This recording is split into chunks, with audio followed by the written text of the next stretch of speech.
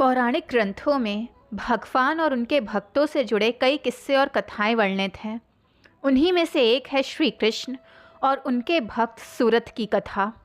तो आइए जानते हैं कि आखिर कैसे श्री कृष्ण के सामने ही उनके प्रिय भक्त सूरत का वध हुआ और क्यों श्री कृष्ण सूरत का शीश अपनी गोद में लेकर बैठे रहे।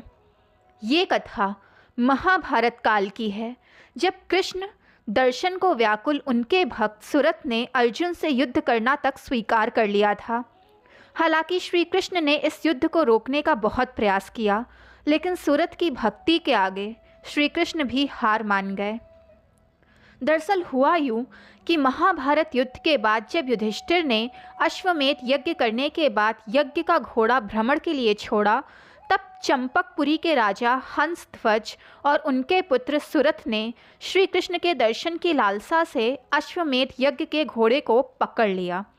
पिता और पुत्र दोनों ही श्री कृष्ण के परम भक्त थे और उन्हीं के हाथों से संसार का त्याग करना चाहते थे। इसी कारण से घोड़े को पकड़ने के बाद उन्होंने युद्ध की ललकार पांडवों के कानों तक पहुंचाई, जिसे सुन अर्जुन अपनी विशाल सेना समेत युद्ध के लिए निकल गए। जब युद्ध के मैदान में श्री कृष्ण ने अर्जुन और सूरत को आमने सामने देखा तो वो विचलित हो गए। हालांकि ये भगवान का अपने भक्त की इच्छा पूर्ण करने का ही एक तरीका था। श्री कृष्ण को अर्जुन के साथ देख सूरत अत्यंत भावुक हो उठे।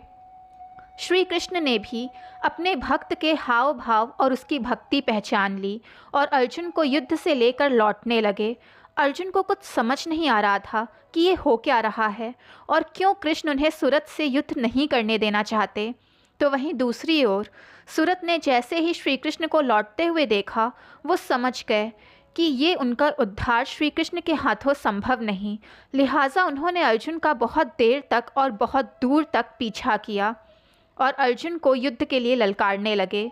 ललकार सुन अर्जुन रुक ना सके और भीषण युद्ध आरंभ हुआ, जिसके बाद अर्जुन ने सूरत का शीश उनके धड़ से अलग कर दिया। अंत समय में सूरत ने श्री कृष्ण को प्रणाम किया और कहा कि हे प्रभु, मैं बहुत भाग्यशाली हूँ जो आपके सामने मृत्यु को प्राप्त हो रहा हूँ। श्री कृष्ण ने सूरत को आशीर्वाद दिया और युद्ध भूमि में अपने भक्त का शीश बहुत समय तक गोद में लेकर बैठे रहे। फिर अर्जुन के टोकने पर उन्होंने अपने भक्त के शीश को ससम्मान उनके राजमहल भिजवा दिया। दोस्तों, आपको वीडियो पसंद आए तो चैनल को लाइक, सब्सक्राइब एंड शेयर करें ताकि चैनल की नोटिफिकेशंस आप सबको मिलती रहें।